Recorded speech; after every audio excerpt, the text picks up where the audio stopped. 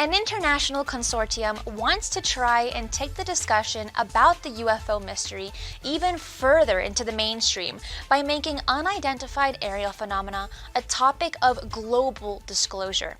Dubbed Project Titan, if all goes according to plan, the European enclave of San Marino could become the Geneva of UFOs and host nation for a United Nations-backed world conference dedicated to the study of unidentified aerial phenomena.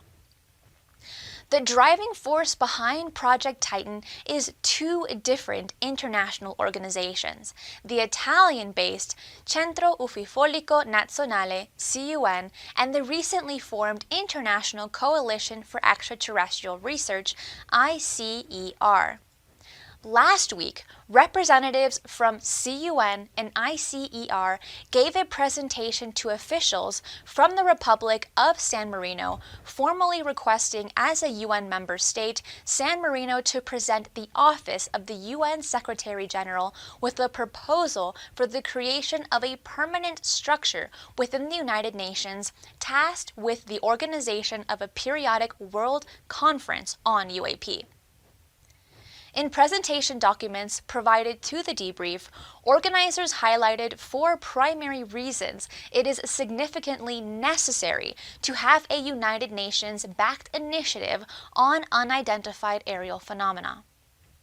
First is the need for research. Although more than 70 years have passed since the first UAP sighting of the contemporary era, the phenomenon persists, and its origins and nature remain shrouded in mystery. Second is the scale of the phenomenon. The manifestations of the UAP phenomenon are borderless, and there is a need to move beyond the phase of nationally based studies to a truly global dimension if such research is to be successful. Third is the very high potential at the scientific level, and finally, the very high potential for technological spin-off. I spoke to one of the speakers at the San Marino event, former director of ATIP, Mr. Lou Elizondo, and asked him for his perspectives on the event and the future possibilities. I think the San Marino event is truly historical. Hopefully, the first of many like this. What it does, it sets a precedence. It sets a tone for the conversation to go international. And why is that important? Because we know this is not just a U.S. phenomenon. Furthermore, it also, which is I think very important to me, eliminates the possibility of one country controlling the narrative. It also allows other countries to help shoulder the burden of trying to study and research the phenomenon. So, in a very interesting way, it somewhat democratizes the topic of UAP. And that's important because when any one country holds the narrative, as we've seen for the last 70 years, not a whole lot of conversation happens. And so I think this is a wonderful way for us to take this topic to the next level. I always talk about going into third gear and international engagement. Well, this is part of it, and I think we have to thank our Italian colleagues and friends. We have to thank the folks over at ICER, thank the folks over at the CUN, because they really did a lot of the lion's share and the heavy lifting to make this happen. I was very pleased to see that the representatives from San Marino were very open to discussion. So now what we need to do is make sure that we do our due diligence and make sure that other countries support an initiative like this. I can't imagine why they wouldn't. Another thing I'll share with you too is maybe we've come to the point, Christina, where this is no longer going to become a national defense and a national intelligence conversation. Everybody knows we've involved the SISI, the Senate Select Committee on Intelligence, and the Senate Armed Services Committee. But maybe it's time that we open the aperture up. If this becomes a diplomatic thing, maybe we need to start talking to, for example, the Foreign Affairs Committee, right? And start talking to the U.S. State Department. And maybe this becomes a diplomatic thing versus a defense thing, right? For years and years, this has tended to be a defense topic. And we're beginning to realize that, defense has a piece of this. But as we've said before, there are areas in this top conversation that the Department of Defense and the intelligence community shouldn't own, maybe not even should be part of, to be honest with you. And especially in the world of diplomacy, My suggestion would be to open the aperture and bring in some of the other players, like the State Department, right, and maybe some NGOs, and bring in the United Nations and NATO, organizations like that. I think this is a natural evolution of the conversation, and I think it's indicative of the fact that there's a lot of receptiveness right now in the international community and the scientific community and the academic community to finally have this conversation on a global stage. Do you think the United Nations at some point will go ahead with their official UAP investigation office? Well, I certainly like. I don't want to speak for Congress. I certainly don't want to speak for the United Nations. I definitely, if I can't speak on behalf of the American government, I sure as heck can't speak on behalf of other foreign governments. But I think we're beginning to see a trend. I think we're beginning to see an appetite for this conversation in a very elevated and civilized way. One of the things I want to do, and again, this is probably going to upset some people.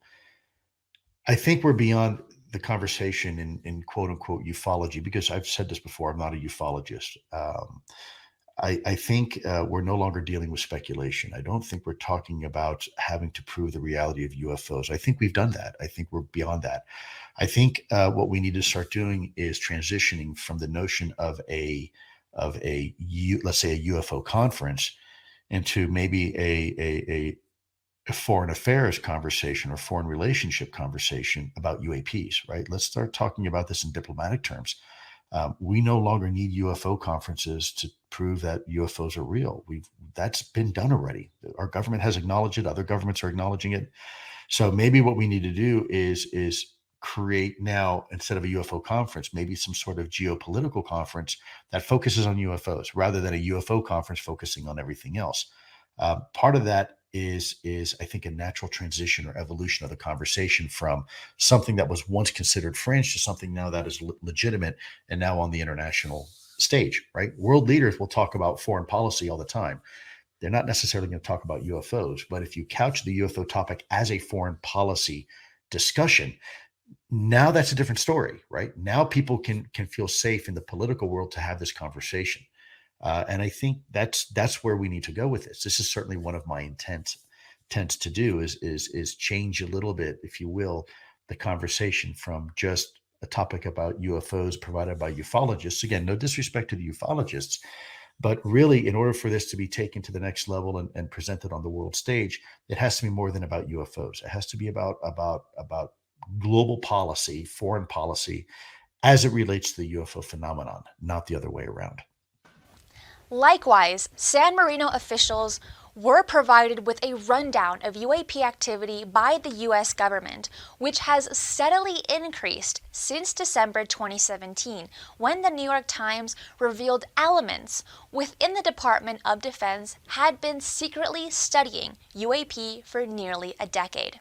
In fact, as organizers were in San Marino staking their case, the debrief broke the news that the House Armed Services Committee had submitted legislation to create a permanent UAP office within the Pentagon. If passed, the UAP office would replace the DoD's current temporary UAP task force. Proposers also noted that other nations, such as France and Chile, have been investigating UFO sightings for decades through officially backed government bodies. Leading the current UN initiative, Paolo Guizzardi tells the debrief that creating a formal way for the international community to take stock of recent UAP research is necessary if there is any hope of ever answering the UFO question.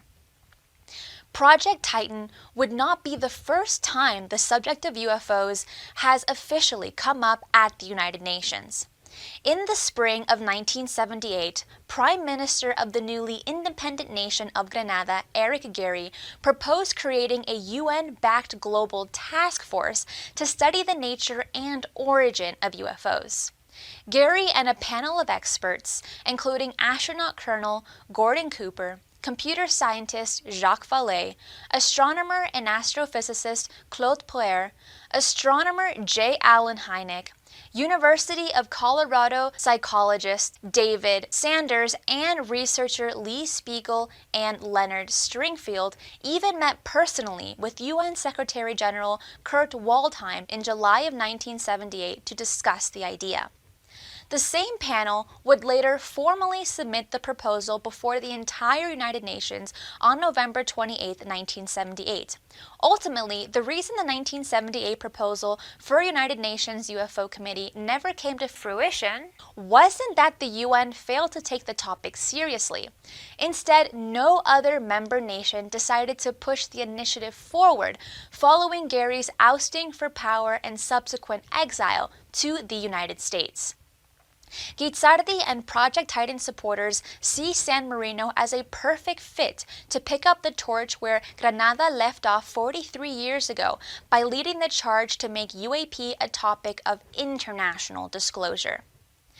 The stigma surrounding the topic of UFOs or UAP has lessened in recent years, thanks mainly to testimony by credible eyewitnesses like former U.S. Navy FA-18 fighter pilot Ryan Graves and actions taken by the DoD and politicians. However, because of the extraordinary claims that lack concrete evidence or sensationalized affirmations by carnival barkers, public ridicule and caricatures of little green men still often plague efforts to establish any credible examinations of UAP.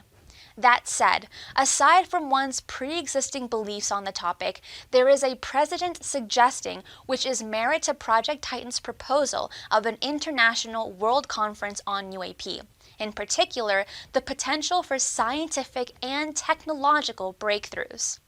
With Project Titan organizers having presented their case, San Marino officials will now internally discuss whether to go forward with the proposal to the United Nations. Should San Marino choose to move forward, the proposal for a world conference on UAP will undergo a preliminary examination and discussion at the United Nations before being submitted to a vote by the General Assembly. If passed, the UN would then proceed with establishing the structure for an international UAP World Conference. To find out all the in-depth details of this pioneering and groundbreaking news, head on over to the debrief to read Tim McMillan's eye-opening article by clicking on the link provided.